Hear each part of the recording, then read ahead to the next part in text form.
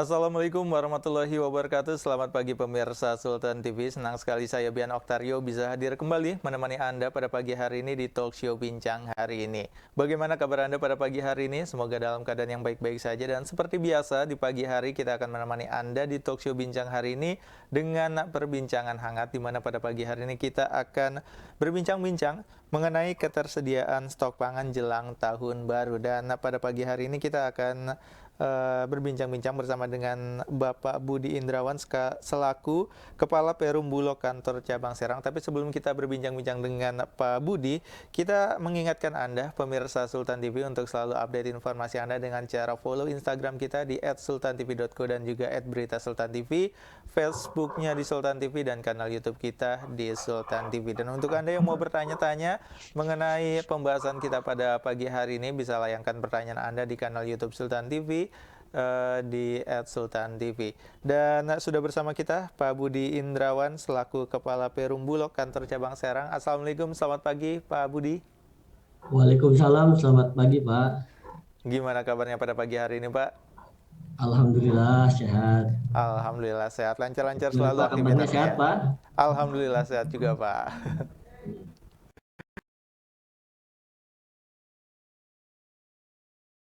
Jelang tahun baru mungkin khususnya di Kota Serang dan juga Banten ini Pak ya. Dan mungkin bisa diceritakan juga nih Pak soal untuk saat ini ketersediaan pangan apakah aman khususnya untuk di Serang sendiri? Baik Pak, terima kasih Pak. Mm-mm. Izin melaporkan, Siap.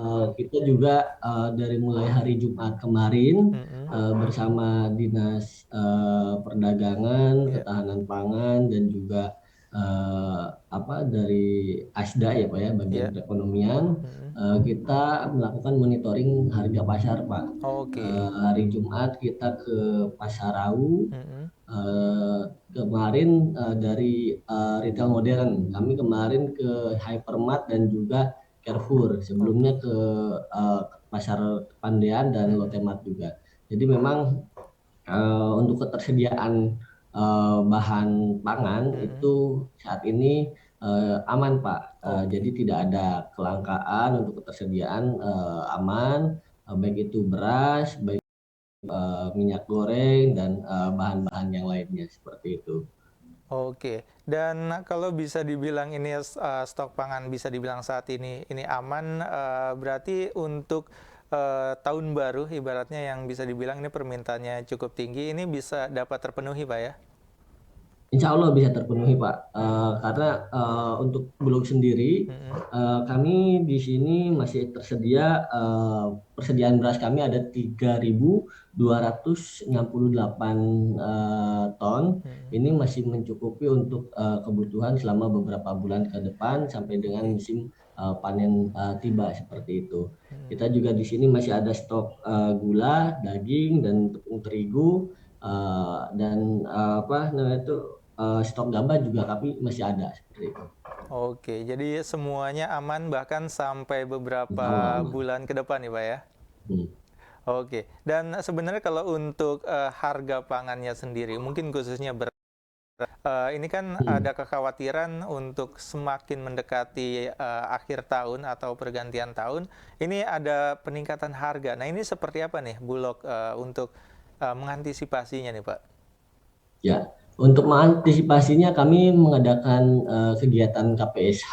Mm-mm. KPSH ini dulu dikenal dengan nama operasi pasar ya. Sekarang Iya. bentuknya KPSH, Mm-mm. ketersediaan pasokan dan stabilisasi harga beras medium gitu. Mm-mm. Nah ini bedanya dengan operasi pasar yang zaman dulu, Iya. KPSH ini dibuka sepanjang tahun. Oke. Jadi tidak saat kenaikan, Mm-mm. karena dengan dibuka sepanjang tahun diharapkan bisa mengimbangi harga beras di pasaran, jadi tidak Mm-mm. melonjak terlalu tinggi. Kita tetap buka KPSH dengan harga tembus 8.300 per kilogram afgudang Bulog seperti itu. Jadi adanya KPSA yang berjalan sepanjang tahun Iya. ini akan menstabilkan harga beras di pasaran seperti itu Pak. Oke, nah sebenarnya kalau berbicara soal KPS atau mungkin juga operasi pasar ini mekanismenya seperti apa nih? Sehingga mungkin masyarakat ini jadi lebih aman gitu dan merasa lebih tenang nih untuk mengetahui Hmm. harganya ternyata lebih stabil untuk saat ini. KPSA kita biasa dibantu dengan mitra-mitra Pak. Oke. Kita ada juga KPSA melalui Satgas, ada mitra distributor, dan juga pedagang pengecer. Oke. Setiap bulan kami juga pasok ke Pasarau Mm-mm. untuk kebutuhan beras, sehingga beras di pasaran harganya tidak terlalu tinggi, dan di beberapa waktu ke belakang juga pergerakan harga beras kan tidak terlalu apa namanya itu terlalu melonjak tinggi lah Iya. seperti itu. Mm-mm. Oke, dan mungkin untuk saat ini berarti masyarakat juga Tidak akan perlu khawatir ya. ya tidak perlu khawatir dan Ya, mudah untuk betul. mendapatkan beras. Dan kalau Ya. melihat dari tahun sebelumnya gitu, mungkin ada evaluasi apa nih untuk lebih bisa menjaga harga beras mungkin? Eh, Kalau untuk tahun kemarin, Hmm. saya sih melihat ada peluang kerjasama eh, dengan mengadakan kerjasama melalui Pemprov, mungkin melalui Pemkot, Pemkab yang berada di wilayah kerja kami Hmm. terkait dengan suplai beras kepada ASN. Iya. Dengan adanya kegiatan seperti itu diharapkan itu juga tidak akan membuat harga beras terlalu naik, karena sebagian kebutuhan pegawai negeri Hmm. sudah tercukupi oleh Bulog seperti itu, Oke. sehingga tidak perlu apa namanya itu mencari ke pasar atau ke retail retail modern dan sebagainya. Jadi harga bisa lebih stabil. Buat inflasi atau tinggi itu uh, terpengaruh dari supply and demand-nya ya Pak ya. Iya, benar. Permintaannya tinggi tapi stoknya kurang, otomatis harga akan naik. Nah, kalau misalkan semua orang terfokus pada pasar, nanti dikhawatirkan di pasar terjadi apa namanya itu uh, overload permintaan lah ya, Oke. sehingga terjadi kenaikan. Tapi dengan adanya kerjasama antara pemerintah provinsi maupun kabupaten kota dengan Bulog, masa pasar ASN ini sudah tercukupi gitu dengan penyaluran dari Bulog seperti itu. Oke. Nah, kalau dari Bulog sendiri ini memprediksi khususnya untuk di akhir tahun gitu ya, pergantian tahun, ini permintaan pasar seberapa tinggi dan mungkin juga sejauh ini sudah berapa tinggi nih permintaan pasar khususnya untuk mungkin komoditas beras, gula, minyak goreng dan lain-lainnya. Kalau untuk minyak goreng mungkin permintaan tetap ada Pak, walaupun di Iya, harga tinggi, karena memang minyak goreng kan tidak ada barang substitusinya. iya. Hmm, Ibaratnya tidak ada barang pengganti. oke. Ketika minyak goreng tidak ada, pengganti minyak goreng apa kan tidak Benar. ada lagi, mau nggak mau walaupun Iya, naik kan pasti akan dibeli seperti benar. itu. Lain halnya mungkin ketika daging mahal, orang bisa beralih ke ikan, bisa beralih ke telur sebagai Benar. sumber protein. Jadi permintaan walaupun tinggi tetap ada, tapi mungkin setahu saya untuk menjelang Nataru itu kalau tidak salah pemerintah sudah eh, menyalurkan Mm-mm. minyak goreng kemasan sederhana. Oke. Kalau tidak salah informasi dari Dinas Perdagangan itu sebesar 11 juta liter, itu untuk seluruh Indonesia Oke. dan dipasarkan melalui retail modern dengan harga Rp14.000 seperti itu Pak. Antisipasi untuk minyak goreng. Untuk beras, Mm-mm. melihat kejadian-kejadian atau efek pandemi kemarin, Iya. Mm. memang beras tidak begitu signifikan kenaikannya, dan bahkan cenderung stabil harganya. Karena kebutuhan yang sekarang berjalan itu lebih banyak di kebutuhan rumah tangga. Tapi sekarang sudah mulai ada perbaikan ya Pak ya dari sisi Mm-mm. ekonomi, dan ada sedikit gairah lagi Benar. dalam industri perdagangannya. Hmm. Jadi saya pikir tahun ini mungkin permintaan lebih banyak daripada tahun kemarin atau 2 tahun kemarin seperti itu Pak. Tapi Oke. masih kita bisa cover. Oke, jadi bisa dibilang mungkin menjelang akhir tahun ini permintaan akan semakin meningkat gitu ya? Ya, betul. Hmm. Hmm. Dan kalau berbicara mengenai minyak goreng ini kan lumayan cukup hangat juga nih beberapa waktu terakhir, Betul. di mana memang dikeluhkan memang harganya sedang tinggi-tingginya gitu. Ini sejauh ini stoknya masih aman dan mungkin antisipasi ke depannya untuk bisa menjaga harga minyak goreng ini bisa turun lagi ini seperti apa nih Pak? Ini karena kenaikan minyak goreng itu kan ada beberapa faktor ya Pak ya. Hmm. Ada faktor internal dan faktor eksternal juga. Oke. Salah satu pendorongnya itu harga minyak dunia CPO itu kan juga naik ya Pak ya. Iya. Harga CPO-nya naik itu dikarenakan produksi di Malaysia dan Indonesia selaku eksportir atau penghasil CPO tertinggi di dunia itu berkurang. Oke. Dan ya di informasi yang saya dapat juga di Kanada itu produksi minyak nabati itu berkurang juga. Sedangkan sekarang ekonomi baru mulai tumbuh, Iya, iya. permintaan mulai ada, sehingga pasar ekspor itu lebih menjanjikan harganya untuk penjualan. Jadinya karena berdasarkan minyak itu kan berdasarkan harga CPO, Pak. Oke. CPO-nya naik, otomatis harga minyak juga mengikuti Iya. naik seperti itu. Jadi faktornya seperti itu. Pertama dari bahan bakunya yang berkurang dan permintaan yang mulai meningkat gitu karena perbaikan ekonomi seperti itu Pak di luar negeri. Oke, oke. Dan mungkin banyak masyarakat yang mungkin juga belum tahu. Sebenarnya minyak goreng khususnya yang beredar di masyarakat ini produksinya dari mana atau didatangkan dari mana saja nih, Pak? Kalau kalau untuk Bulog itu kita memang ada merek sendiri Pak, itu minyak Oke. goreng kita. Mm-mm. Brandnya brand Bulog juga, itu kita jual dengan harga 19.500. Itu bisa didapatkan di outlet kami di kantor cabang seperti itu. Hmm. Karena selain minyak minyak goreng memang itu juga produksi dari kita Pak.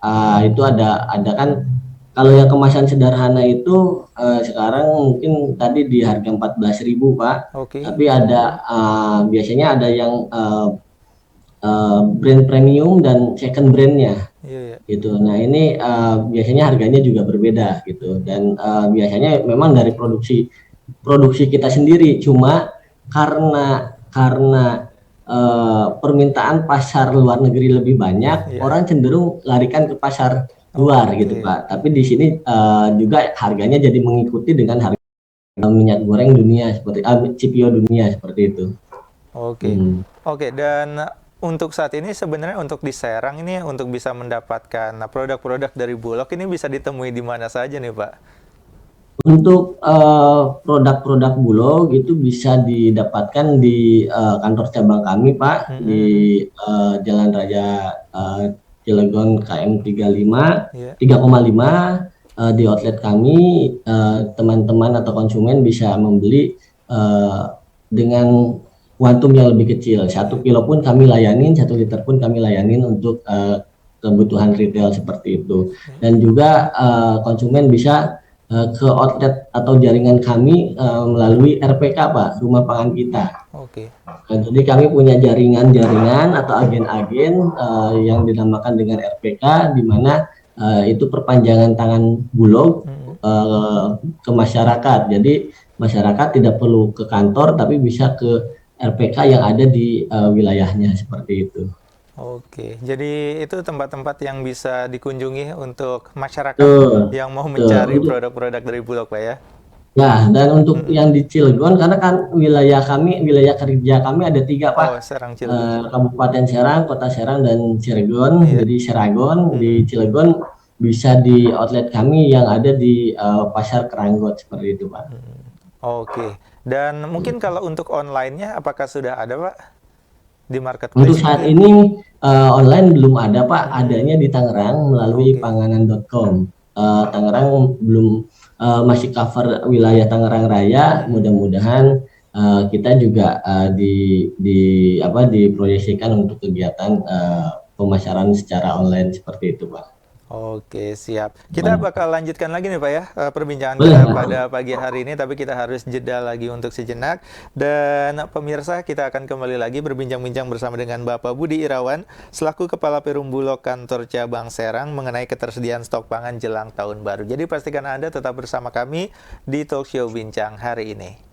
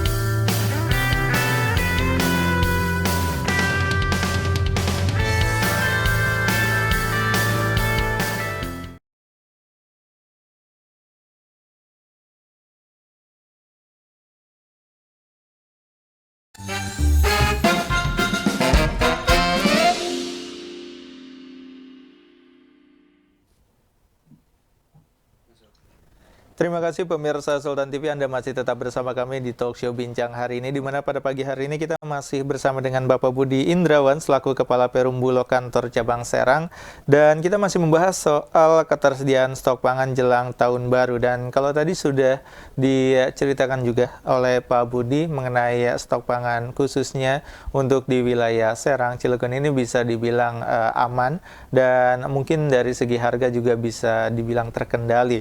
Dan mungkin di segmen kedua ini kita akan sedikit membahas soal penyerapan, mungkin juga dari segi pangan yang ada di Serang gitu. Dan Pak Budi, mungkin kalau ngomongin soal stok pangan yang ada di Serang atau mungkin juga di Banten, ini penyerapan dari petani-petani lokalnya ini seperti apa nih Pak?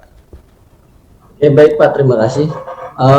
Alhamdulillah kemarin khususnya tahun ini ya Pak ya, dari Januari sampai Desember hari ini, kemarin kita sudah serap sekitar 4.229 ton gabah dari petani yang berada di wilayah kerja kami, dan juga beras sebanyak 527 ton. Jadi itu yang berhasil kami serap di sini. Dan alhamdulillah ini juga kemarin ketika ada BBM PPKM, sebagian besar tersalur untuk masyarakat seperti itu Pak. Jadi pada saat PPKM kemarin ada program bantuan beras yang disalurkan, kami pakai juga dari hasil penyerapan petani setempat.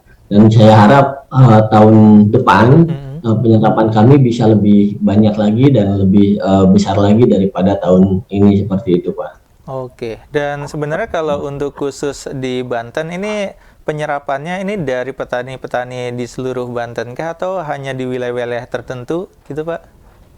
Jadi begini Pak, untuk Banten ini kami terbagi menjadi 3 wilayah kerja, Oke. 3 cabang. Oke, jadi untuk Tangerang itu ada Tangerang Raya, itu ada cabang Tangerang. Oke. Untuk wilayah Seragon itu cabang Serang, dan wilayah Lebak Pandeglang itu cabang Lebak. Nah, jadi kami menyerap di wilayah kerja masing-masing. Nah, untuk saya sendiri tadi yang seperti saya sudah sampaikan, 4.229 ton gabah berhasil kami serap tahun ini, dan juga 527 ton beras bisa kami serap seperti itu. Oke, dan mungkin sebenarnya kalau melihat dari potensi yang ada khususnya di Serang Cilegon, ini apakah sudah optimal nih produksi berasnya khususnya atau produksi gabahnya? Kalau potensinya sangat besar ya Pak ya, dengan jumlah areal sawah yang begitu besar membentang dari selatan sampai dengan utara. Namun ada sisi sedikit kekurangannya mungkin di sini yang saya amati selama 1 tahun ke belakang, itu terkait dengan teknologi pasca panennya Pak. Oke. Jadi masih ya, kendalanya itu akan terjadi pada saat panen raya, di mana panen raya itu bertepatan dengan musim penghujan. Iya. Jadi teknologi pengeringan di sini banyak yang masih menggunakan metode manual, yaitu dijemur di lantai jemur mengandalkan cahaya matahari gitu. Jadi ketika cuaca mendung, otomatis proses pengeringan itu menjadi terhambat, dan itu bisa berpengaruh terhadap kualitas beras yang dihasilkan seperti itu Pak. Oke, jadi sebenarnya potensi khususnya untuk di Serang Cilegon ini sangat besar, namun terkendala teknologi tadi itu yang bisa dibilang ini membuat kurang maksimal potensi dari yang ada gitu Pak ya? Betul. Jadi proses beras yang dihasilkan itu jika terlambat penanganannya itu akan berkurang mutunya seperti itu Pak. Oke, nah sebenarnya kalau melihat potensi yang ada, maksimalnya yang bisa dihasilkan khususnya untuk lahan-lahan yang ada di Serang Cilegon ini bisa seberapa besar sih Pak sebenarnya? Kalau potensinya per hektar itu saya lihat di rata-rata mungkin bisa di 5 sampai 6 ton per hektar Pak, Oke. di sini. Jadi nanti dikalikan luas areal tanam ada berapa, itu nanti kita kalikan. Setahu saya hampir berapa ya kemarin tuh saya lupa, ini kita mungkin pokoknya lebih besar lah. Tahun 2020 itu informasinya surplus gitu kan, dan sekarang pun Banten produksinya masih tinggi Pak gitu untuk beras itu. Nanti saya coba cek dulu datanya ya Pak ya. Boleh, siap. Dan mungkin bisa diceritakan juga nih Pak, sebenarnya di masa pandemi ini apakah berpengaruh juga terhadap produksi gabah atau padi yang ada di Serang Cilegon nih Pak? Kalau pandemi sih produksinya tidak terlalu berpengaruh ya Pak ya, karena produksinya tetap tinggi untuk beras ini. Jadi masyarakat juga tidak perlu khawatir terkait ketersediaan beras seperti itu Pak. Oke, ini data terkait, ini wilayah Seragon ya Pak ya. Oke, siap. Di sini, izin Pak sebentar. Siap. Di paling tinggi itu kita di kabupaten, Pak. Oke. Wilayah Kabupaten Serang pada tahun 2020 produksinya itu sekitar 328.000 ton, Mbak. Jadi Oke. sangat besar, Pak. Proses produktivitas dan produksi dari gabah yang dihasilkan di pertanian Kabupaten Serang seperti itu, Pak. Oke. Dan mungkin kalau untuk daging ini seperti apa nih, Pak? Mungkin untuk ketersediaannya dan juga mungkin untuk saat ini khususnya di Serang Cilegon. Rencana saat ini kita stok lagi 04, tapi rencana Oke. sudah ada rencana pengiriman sekitar kurang lebih 4.000 kilogram ke kantor cabang. Mungkin akan kita realisasikan hari ini pengirimannya seperti itu, Pak. Oke. Apakah ini berpengaruh juga dengan harga yang nantinya ada di pasaran nih, Pak? Ya, kita memberikan opsi juga ya, Pak ya, opsi pembelian dengan harga murah, karena kami jual juga, karena di sini kan daging yang sangat favorit itu daging kerbau ya, Pak ya. Oke. Kami jual daging kerbau di sini dengan harga 80.000 per kilogram seperti itu, Pak. Jadi sangat jauh dari harga pasaran seperti itu. Oke, jadi sebenarnya untuk Serang Cilegon ini justru permintaannya lebih besar untuk daging kerbaunya dibanding daging sapi ya, Pak? Betul, ya seperti itu. Oke, dan mungkin terakhir nih Pak, harapannya terhadap stok pangan yang ada di Serang Cilegon khususnya, dan mungkin juga kalau ada informasi yang mau ditambahkan boleh silakan Pak. Ya, ya mudah-mudahan masyarakat tidak perlu panik, karena memang stok mencukupi, dan kenaikan harga ini masih dikarenakan memang supply and demand-nya ya, Pak ya. Karena dipengaruhi juga seperti minyak goreng itu dipengaruhi oleh harga CPO dunia yang tinggi. Terus harga cabai juga memang dipengaruhi oleh cuaca, karena kan cuaca yang kurang bagus dengan curah hujan tinggi, cabai juga produksi berkurang karena banyak juga yang busuk atau biasanya disebut patek lah, jadi cabainya menghitam dan seperti itu. Jadi otomatis permintaan tetap ada, produksi dari petani agak kurang, otomatis ada kenaikan sedikit. Mudah-mudahan ke depan bisa turun dan tidak terlalu tinggi lagi harganya seperti itu, Pak. Terus buat masyarakat juga yang ingin mendapatkan produk Bulog dengan harga terjangkau dan kualitas yang baik, kita terbuka, silahkan datang ke outlet kami di kantor cabang atau mendatangi RPK kami yang berada di wilayahnya masing-masing. Dan juga untuk warga Cilegon khususnya bisa ke Pasar Keranggot, karena kami juga buka outlet retail di sana seperti itu, Pak. Oke, siap. Terima kasih Pak Budi sudah meluangkan waktunya untuk berbincang dengan kita pada pagi hari ini. Ya. Sama-sama, Bapak. Oke, mudah-mudahan kita bisa berjumpa lagi di lain waktu dengan pembahasan lainnya, Pak ya. Amin, Pak. Siap. Terima kasih. Siap.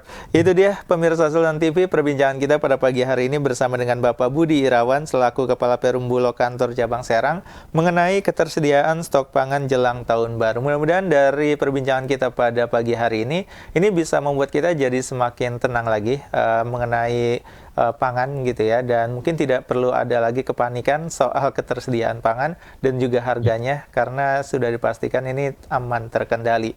Dan kita akan berjumpa lagi di Talk Show Bincang hari ini edisi selanjutnya. Akhir kata, saya Bian Oktario bersama kerabat kerja yang bertugas pada pagi hari ini harus undur diri. Akhir kata, wassalamualaikum warahmatullahi wabarakatuh dan sampai jumpa.